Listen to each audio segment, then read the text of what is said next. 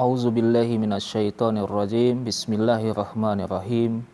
Alhamdulillahirabbil alamin wassalatu wassalamu ala asrofil anbiya'i wal mursalin wa ala sayyidina wa habibina bil qasim Mustafa Muhammad wa ala alihi thayyibin at-tahirin washabihil muntajabin.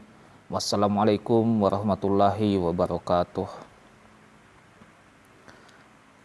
Pada kesempatan ini saya akan melanjutkan pembahasan tentang masalul ala pada kategori kedua.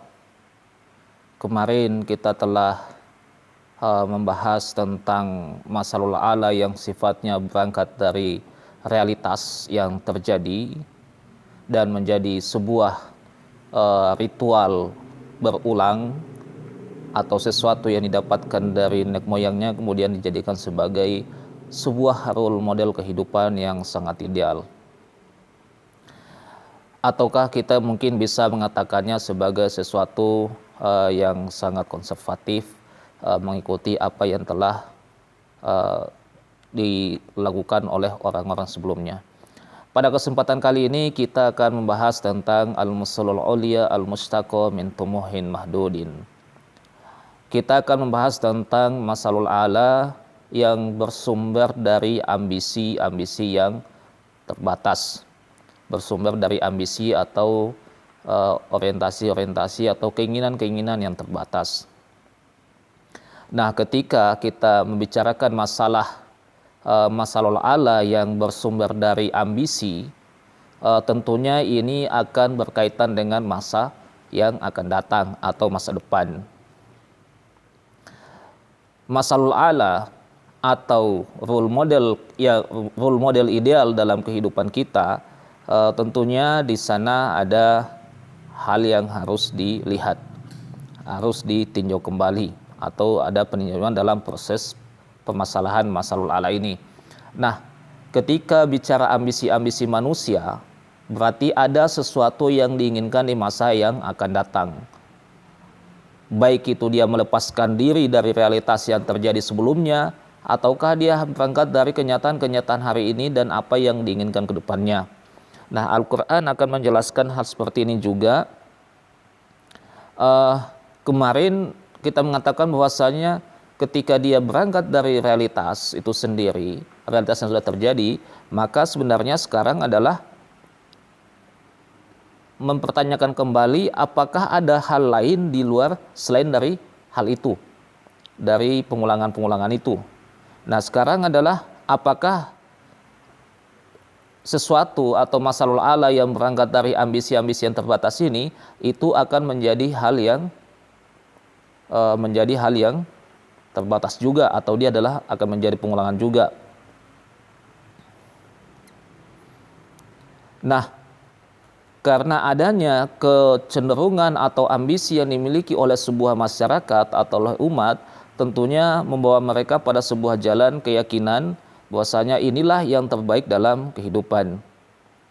Nah, karena dia adalah tumuhin mahdudin, ambisi-ambisi yang terbatas itu dijadikan sesuatu yang mutlak dalam kehidupan, dimutlakan dalam kehidupan, atau dia menjadi sesuatu yang pasti dalam kehidupan, maka ini bukan bicara tentang masalul ala yang sifatnya tikrarian atau pengulangan-pengulangan dari realitas yang ada. Tapi apa?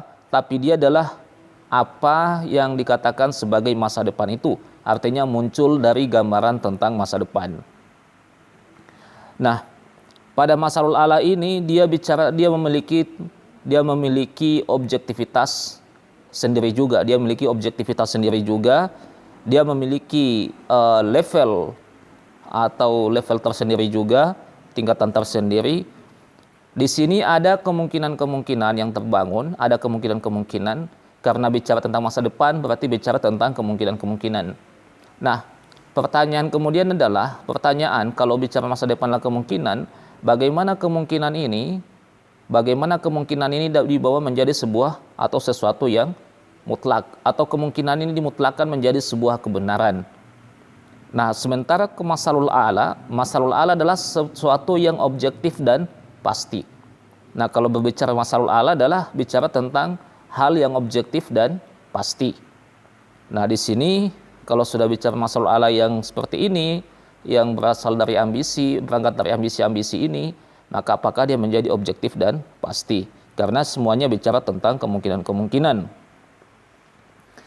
Sepanjang sejarah kita melihat bahwasanya sepanjang sejarah perjalanan manusia, tidak mungkin dia sepanjang perjalanan manusia, sejarah manusia tidak mungkin dia menjadikan pemikiran-pemikiran pribadinya sebagai apa? Sebagai gagasan panjang atau gagasan yang bisa berlaku sepanjang zaman atau sepanjang sejarah.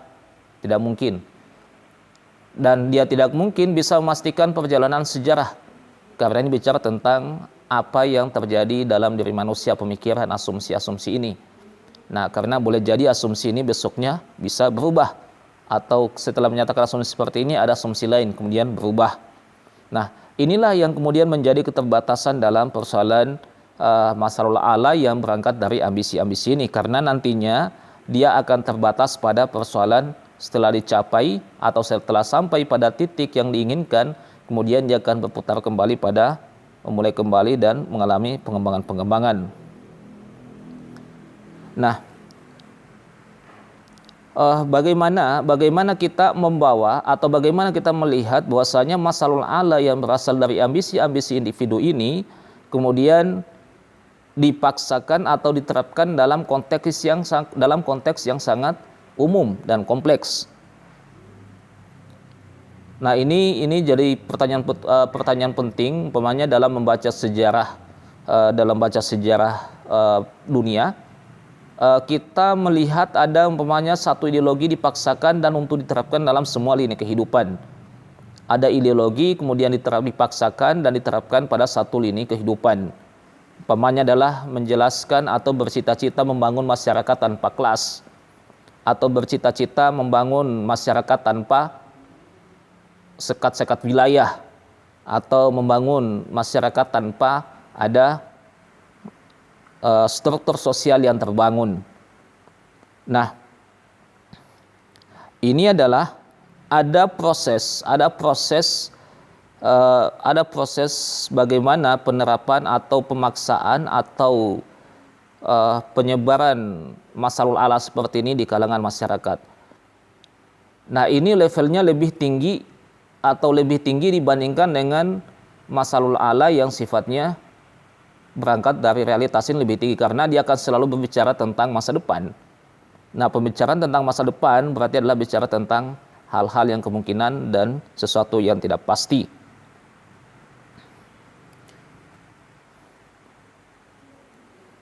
Nah, pertama bahwasanya bagaimana dia disebarkan atau dia disebarkan untuk diterapkan atau diberlakukan pada semua konteks kehidupan. Nah, yang pertama adalah ada penerapan yang secara horizontal atau secara sosial diberlakukan.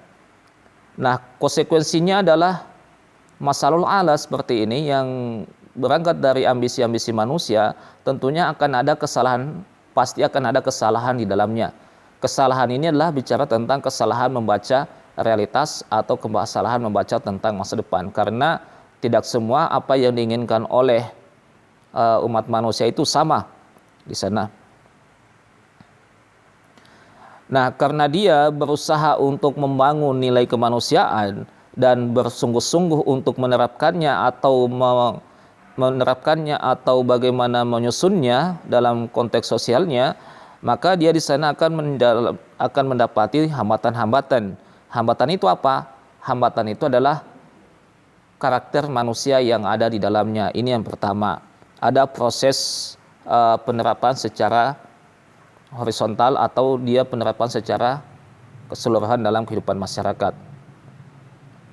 Nah, umpamanya adalah contohnya adalah ketika kita membaca sejarah Eropa, mungkin sejarah Eropa di abad-abad kebangkitan, di abad-abad pencerahan. Nah, awal mula zaman pencerahan atau kebangkitan di Eropa adalah ketika mereka meletakkan satu role model kehidupan yang ideal, yaitu tentang kebebasan, al-hurriyah. Dijadikanlah kebebasan ini sebagai cita-cita tertinggi dalam kehidupan sosial. Bahwasanya semua manusia memiliki kebebasan tanpa ada yang membatasi. Nah, ini yang terjadi. Nah, sebelumnya kita bisa melihat bahwasanya sejarah ini dilatar belakangi bahwasanya orang-orang itu dikekang atau dia terpenjara dengan pemikiran-pemikiran keagamaan atau dipenjara oleh institusi keagamaan. Kemudian bangkitlah sebuah masyarakat yang mana mereka menginginkan sebuah kebebasan dalam kehidupannya. Nah, penerapan kebebasan ini adalah pada seluruh dimensi. Pada seluruh dimensi kehidupan. Kemudian persoalan keagamaan adalah menjadi persoalan-persoalan individual yang tidak perlu dibicarakan di ruang-ruang publik. Nah, kritik terhadap institusi keagamaan di Eropa membawa sebuah kehilangan kepercayaan terhadap institusi keagamaan yang selama ini terbangun karena persoalan pengekangan kebebasan terhadap manusia. Nah, kesalahan-kesalahan ini yang kemudian dibawa dalam membangun sebuah cita-cita, artinya ada proses revisi terhadap, ada proses untuk menutupi kelemahan-kelemahan sebelumnya dengan apa? Dengan membebaskan manusia dari belenggu-belenggu institusi keagamaan itu yang terbangun.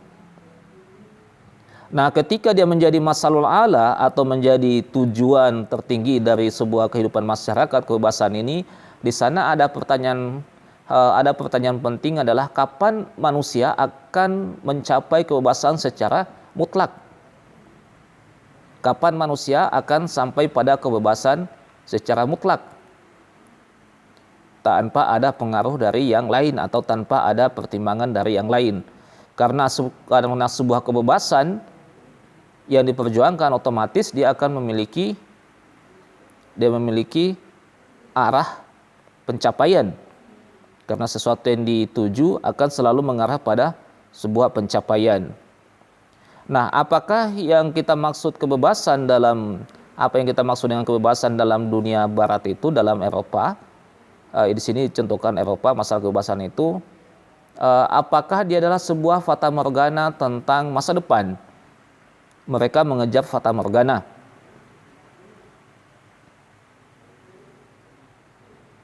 Nah, proses penyebaran tentang kebebasan ini itu sangat kuat di dalam masyarakat. Nah, ketika manusia atau orang Eropa menjadikan kebebasan ini sebagai tujuan, kebebasan ini sebagai puncak pencapaian, maka sebenarnya perjuangan mereka itu benar dalam konteks seperti ini. Karena ada yang dituju, bahwasanya tujuan pencapaian yang diinginkan adalah kebebasan bagi setiap individu. Akan tetapi perjuangan kebebasan ini memiliki waktu yang sangat singkat karena nanti di sana akan ada kritik atau revisi atau terjadi hal-hal yang sifatnya tidak diduga. Hal-hal yang sifatnya tidak diduga. Karena apa? Karena masalul ala ini akan selalu mengalami proses perkembangan atau kritik atau bagaimana membangun menjadi lebih kuat. Nah, sementara di antara tujuan-tujuan kebebasan itu tidak sampai pada hakikat masalul ala atau apa yang diperjuangkan. Karena kebebasan hanyalah bagian atau dia adalah alat, bukan sebuah tujuan, maka dia tidak menyampaikan pada hakikat sesuatu. Okay. Karena apa? Karena kebebasan ini butuh pada level kemanusiaan, level manusianya, atau bicara tentang kedirian manusianya dan bicara tentang jaminan. Apa yang membuat bahwasanya kebebasan di masa depan itu akan terjamin berlaku seluruhnya tanpa ada perubahan-perubahan. Nah, karena persoalan jaminan ini atau tidak ada jaminan, maka otomatis dia menjadi sesuatu yang relatif dan subjektif.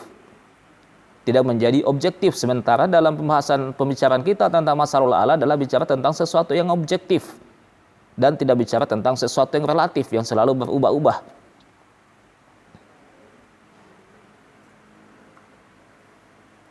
Nah, ketika dia kembali kepada sesuatu yang subjektif dan relatif, maka di sana akan terjadi perubahan dan akan ada kerusakan-kerusakan.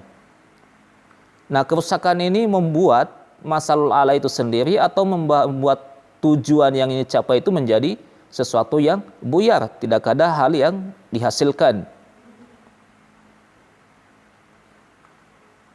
Nah, makanya kita bisa melihat bahwasanya hasil dari kebebasan mutlak yang digaungkan atau yang dikampanyekan atau yang dipropagandakan, nah itu sebenarnya adalah membawa manusia sebagai perantara atau pelaku pembuat kerusakan di muka bumi. Karena apa? Karena ini apa? Karena dia tidak memiliki realitas-realitas yang sifatnya internal pada manusia. Karena dikejar itu adalah apa yang ada di luar diri manusia, tidak berangkat dari diri atau level kedirian. Dia berangkat dari level eksternal. Dia tidak berangkat dari sisi internal manusia. Dan di sana tidak ada jaminan dan tidak ada pertanggungjawaban atas perjuangan kebebasan yang dilakukan. Nah, yang kedua adalah persoalan bahwasanya bagaimana menerapkan masalul a'la atau menyebarkan masalul a'la yang berangkat dari ambisi-ambisi manusia ini. Nah, yang kedua adalah bagaimana dalam setiap zaman, pada sebuah zaman, proses ini dilakukan.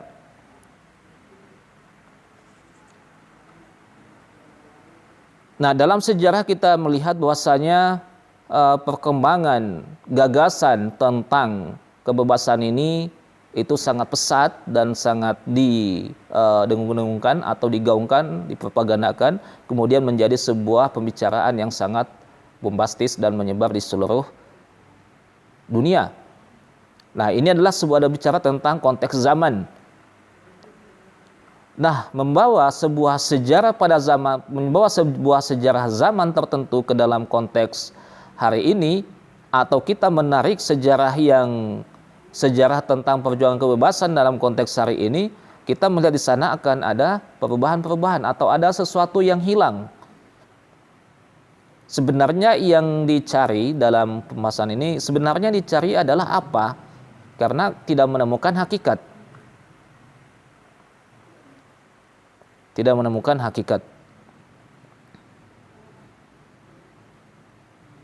Nah, ketika membahas tentang berkaitan dengan zaman atau berkaitan dengan periode sejarah, kita di sana menemukan kelemahan, akan ada perubahan-perubahan ketika ini diterapkan pada sebuah masyarakat atau disebarkan dalam sebuah kelompok masyarakat.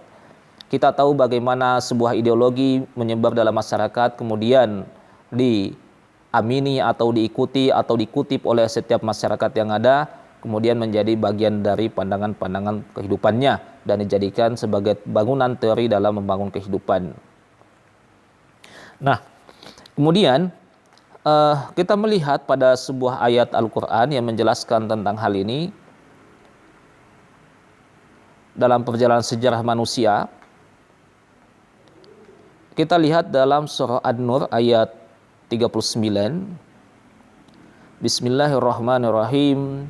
Wallazina kafaru a'maluhum kasarabin baqiatin yahsabuhu az-zamanu ma'an hatta iza ja'ahu lam yajidhu syai'an wa wajadallaha indahu fawafahu hisabahu wallahu sari'ul hisab. Dan orang-orang kafir atau perbuatan orang-orang kafir itu seperti apa? Seperti fata morgana di tanah yang datar. Mereka mengira bahwasanya apa yang mereka hadapi itu adalah air, atau apa yang ada di depannya mereka itu adalah air.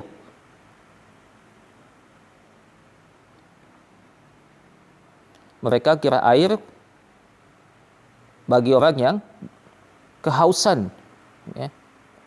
Ketika orang-orang kafir itu apa? Perbuatan orang kafir itu adalah seperti air bagi orang yang fata morgana di tanah datar, bagi orang yang kehausan atau yang dahaga.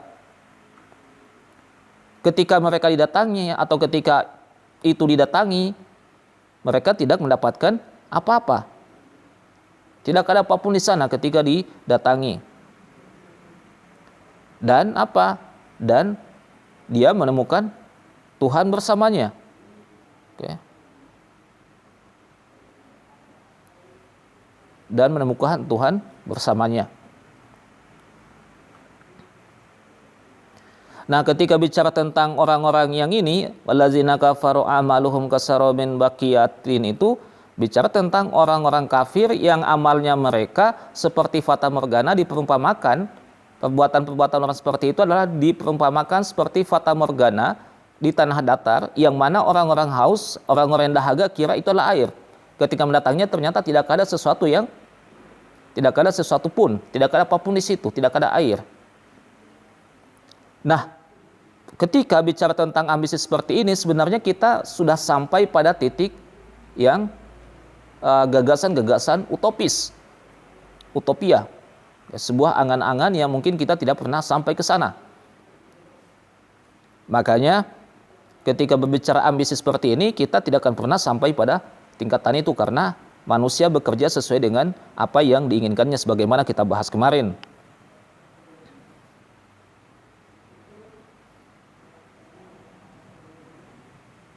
Kemudian kita lihat dalam ayat yang lain, dalam surah Al-Ankabut ayat 41, masalul ladzina takhazu min dunillahi awliya'a kamasalil ankabut. Perumpamaan orang-orang yang menjadikan selain Tuhan, menjadikan selain Allah itu sebagai wali, seperti apa? Kamasalil ankabut ittakhazat baitan, seperti laba-laba yang membuat sarang, rumah.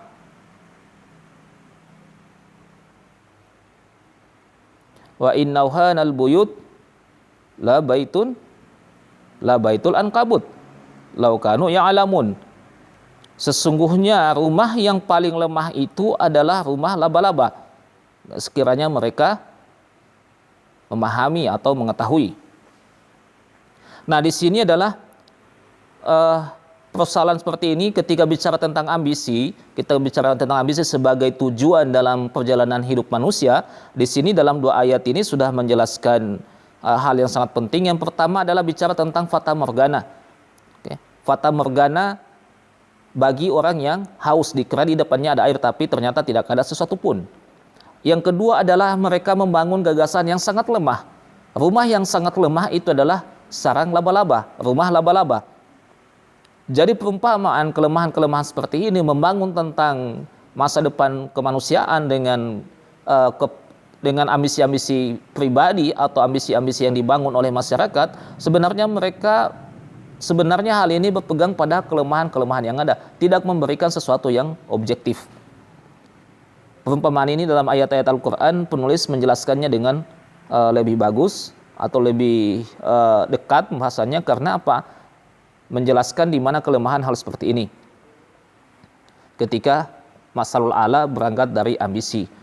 Nah, kita lihat bagaimana perbandingan antara masalul ala yang kita bahas sebelumnya, yang berangkat dari realitas yang ada, realitas sebelumnya. Kemudian kita melihat bagaimana masalul ala yang berangkat dari ambisi-ambisi yang terbatas, ambisi-ambisi pribadi. Nah, masalul ala yang bersumber dari realitas atau dia adalah warisan tentang realitas itu, maka dia adalah sebuah pengulangan. Dia sebuah ritual yang terus diulang-ulang. Makanya dia tidak akan pernah berbicara tentang masa depan, atau masa depannya adalah masa lalunya adalah masa depannya, atau masa depannya itu adalah bicara tentang masa lalunya. Tidak ada masa depan. Nah, tapi ketika kita berbicara tentang masalul ala yang sifatnya berangkat dari ambisi manusia ini, maka dia adalah sesuatu yang berjalan ke depan. Tapi persoalannya dia akan sampai pada jalan buntu, akan sampai pada kebuntuan, kemudian dia akan merevisi, mengulangi lagi dari awal. Ini sebenarnya tidak ada bedanya dengan hal yang diulang-ulang, berputar. Dia adalah hal yang berulang-ulang atau berputar. Makanya perbedaan utama antara masalul ala yang sifatnya atau berangkat dari realitas, keterbatasan realitas atau realitas yang diulang-ulang, dan yang dia berangkat dari masalah ambisi manusia ini, ambisi yang dijalani, maka di sana perbedaannya adalah pada proses berangkatnya. Tapi ujungnya akan mengalami hal yang sama. Dia akan mengalami perulangan. Dia akan berulang-ulang atau berputar pada hal seperti itu. Tidak akan ada perbedaan di dalamnya. Satu berangkat dari masa lalu, satu berangkat dari gagasan tentang masa depan.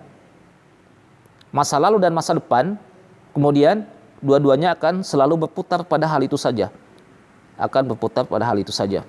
Nah, itu ketika kita bicara tentang bagaimana membedakan antara masalul ala yang sifatnya berangkat dari realitas masa lalu, kemudian masalul ala yang berangkat dari realitas tentang masa depan. Nah, kemudian kita berbicara bahwasanya yang perbedaan utama juga adalah manusia kebanyakan mengikuti, atau yang lebih populernya itu adalah mereka mengikuti tentang warisan masa lalu. Hanya mengikuti warisan masa lalu tanpa ada pertanyaan-pertanyaan penting di dalamnya. Nah, kemudian kita melihat bagaimana tahapan perubahan atau terjadinya titik balik dari persoalan masalul ala yang berangkat dari ambisi manusia ini yang terbatas. Bagaimana dia terjadi titik balik dalamnya. Nah, yang pertama adalah fase di mana aktualitas ya. Aktualitas dalam artian bahwasanya masalul ala ini dimulai, atau dia mulai dibibit. Jadi yang pertama adalah fase aktualitas.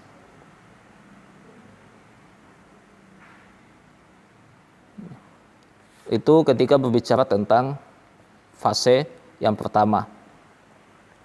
Nah, dalam ayat Al-Qur'an disebutkan bahwasanya maka na yuridul ajila ajjalna lahu fiha. Barang siapa menghendaki kehidupan, maka kami segerakan. Nah, di sini adalah apa? Yang pertama adalah akan selalu kembali pada usaha-usaha manusia. Nah, ketika tahap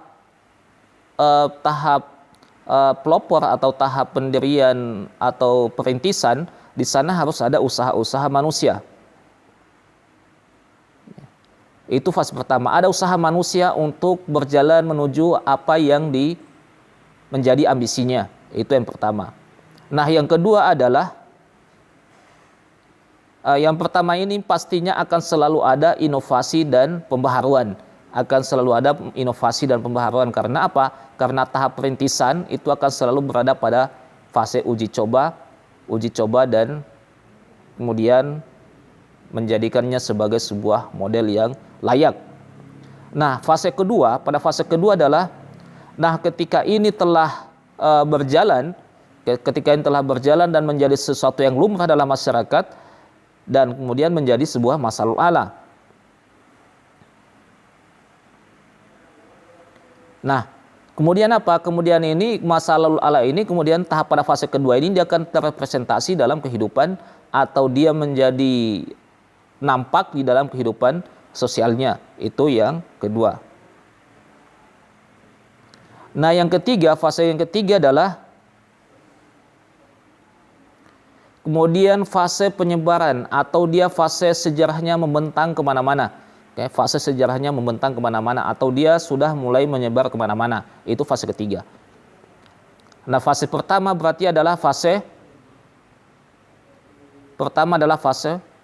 permulaan atau perintisan. Kemudian masuk pada fase pertumbuhan. Kemudian masuk pada fase ketiga adalah fase penyebaran. Itu fase ketiga. Nah, kita bisa lihat dalam ayat-ayat Al-Quran yang berkaitan dengan hal itu. Umpamanya kita baca di surah Az-Zuhruf ayat 23.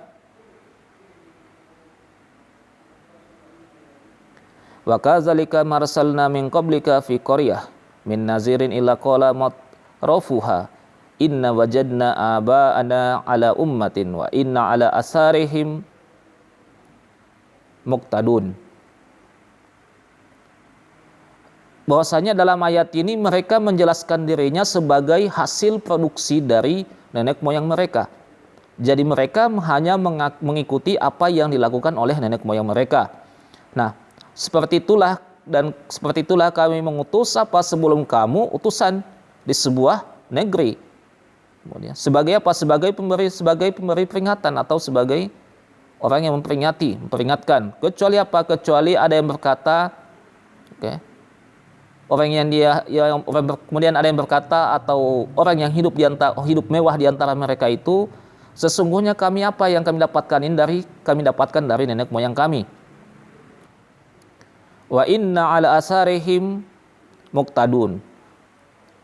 Sesungguhnya kami ini hanya mengikuti mereka. Sesungguhnya kami ini hanya mengikuti mereka. Nah, itu kalau kita bicara tentang bagaimana sejarah menerima hal-hal seperti ini. Nah, mereka ini hanyalah sebagai perpanjangan sejarah atau mereka ini hanyalah sebagai hasil produksi masa lalu. Nah, ini yang tahapan yang ketiga atau fase ketiga. Nah, fase keempat kita berbicara tentang apa? Berbicara tentang ketika ada anomali, di sana akan terjadi kritik. Nah, kritik ini tahap fase keempat itu akan ada namanya kehilangan pegangan. Kalau dalam teori pertumbuhan itu yang tadi adalah fase perintisan, kemudian ada pertumbuhan, kemudian ada perkembangan, kemudian ketiga adalah fase kemunduran. Fase kemunduran dalam kehidupan. Kemunduran artinya adalah penurunan, berkembang stagnan kemudian menurun. Nah, di fase keempat ini itu adalah fase kehilangan pegangan atau kehilangan masalul ala ini. Karena apa? Di sana ketika dia dalam sejarah sudah menjadi sesuatu yang lumrah, kemudian dia terjadi anomali, kemudian terjadi kritik, kemudian di sana akan lahir persoalan masalul ala yang baru.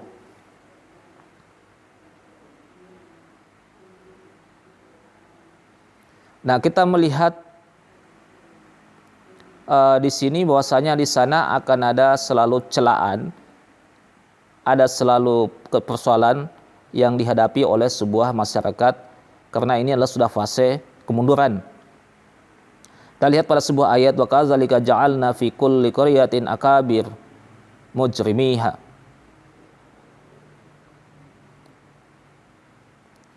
Liyamkuru fiha wa ma yamkuruna illa bi anfusihim.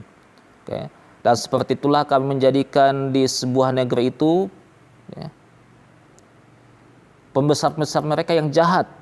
Pembesar-pembesar yang jahat, mereka melakukan apa? Melakukan tipu daya dalamnya.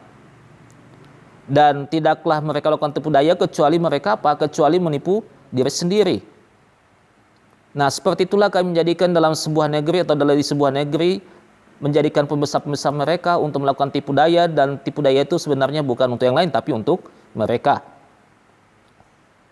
Nah, inilah adalah fase kemunduran. Ini masuk dalam fase kemunduran. Kita lihat dalam kitab ini contohkan adalah Hitler. Kita lihat Hitler bagaimana melakukan tipu daya terhadap masyarakatnya, bergerak kemudian terjadi perang. Itu kita lihat, ini dicontohkan oleh penulis. Maka dalam konteks yang kedua yang berkaitan dengan masalul ala yang bersumber atau berakar dari ambisi terbatas manusia, di sana sebenarnya sudah kita dapati beberapa poin tadi. Pertama, bahwasanya hal ini dia bicara tentang selangkah lebih maju dibandingkan dengan yang pertama, yang masalul ala yang berangkat dari realitas, selangkah lebih maju. Karena dia berbicara tentang masa depan. Menjadikan masa depan, gambaran masa depan sebagai masalul ala. Nah, ketika menjadikan masa depan sebagai masalul ala atau role model tertinggi dalam kehidupan, ideal dalam kehidupan, maka di sana akan ada persoalan-persoalan yang dihadapi. Pemikiran manusia akan selalu berubah-ubah. Karena masa depan berbicara tentang sesuatu kemungkinan-kemungkinan, maka kemungkinan-kemungkinan itu pasti akan berubah. Pada proses sejarahnya, masalul ala ini bisa dibangun. Makanya mungkin sesuatu yang fata morgana disebutkan dalam ayat Al-Quran tadi kita bisa menyatakan sebagai sesuatu yang utopis, sesuatu yang sangat adalah angan-angan kosong. Karena dia adalah bicara tentang fata morgana, orang-orang kehausan berjalan ke depan dikira ada air, ternyata bukan, tidak ada apa-apa di sana. Itu yang terjadi. Makanya tahapan-tahapan tadi sebenarnya adalah menjelaskan bagaimana masalul ala ini tumbuh, berkembang, dan mengalami kehancuran atau kemunduran, kematian. Nah, bagaimana kita melihat perkembangan-perkembangan itu? Banyak ideologi, ada ideologi yang bertumbuh, berkembang, kemudian dirintis, kemudian tumbuh, kemudian berkembang, kemudian mengalami kemunduran, ditolak, kritik habis-habisan. Kemudian melahirkan sebuah tesis baru, sebuah teori baru. Nah, teori ini hanyalah perluasan atau penjelasan lebih jauh dari merevisi teori-teori sebelumnya. Karena selalu berbicara tentang masyarakat, umpamanya adalah berbicara tentang masyarakat yang tanpa kelas, atau berbicara tentang masyarakat tanpa sekat-sekat wilayah, atau membicarakan masyarakat tentang masyarakat tanpa struktur sosial. Inilah sesuatu yang utopis, sesuatu yang tidak akan pernah terjadi dalam konteks sosial seperti ini. Karena manusia memiliki pemikiran dan irodah yang mengarahkannya pada sebuah tujuan. Nah, inilah masalul ala yang berangkat dari kecenderungan-kecenderungan ambisi-ambisi pribadi, kemudian diterapkan dalam sejarah, dipaksakan untuk diikuti oleh semua masyarakat. Atau dia secara halus disebarkan ke dalam masyarakat tanpa ada bahasa pemaksaan. Sebuah ideologi. Dalam konteks sejarah kita, bagaimana dalam konteks sejarah keindonesiaan kita, bagaimana kita melihat ideologi dihabisi. Bagaimana sebuah ideologi dihabisi, pertama berjalan, tumbuh dan berkembang dalam masyarakat, kemudian dihabisi, lahir lagi ideologi, muncul ideologi, kemudian bertahanlah ideologi tertentu. Ini terjadi bagi dalam konteks kita. Makanya ambisi-ambisi pribadi ini sebenarnya di sana akan ada masalah, karena ada utopia yang dibangun. Ada angan-angan yang dibangun, ada cita-cita ideal, tapi tidak akan pernah sampai di tingkatan sana karena tidak sesuai dengan realitas kemanusiaan. Nah, inilah yang menjadi banyak kritikan dalam persoalan masalul ala yang sifatnya ambisi-ambisi yang terbatas ini. Baik, ini saja untuk pembahasan kita tentang al-masalul ulia, al-musalul ulia, al-mustaqo min tumuhin mahdudin. Ini saja yang saya sampaikan pada kesempatan kali ini. Terima kasih. Billahi taufiq wal hidayah. Wassalamualaikum warahmatullahi wabarakatuh.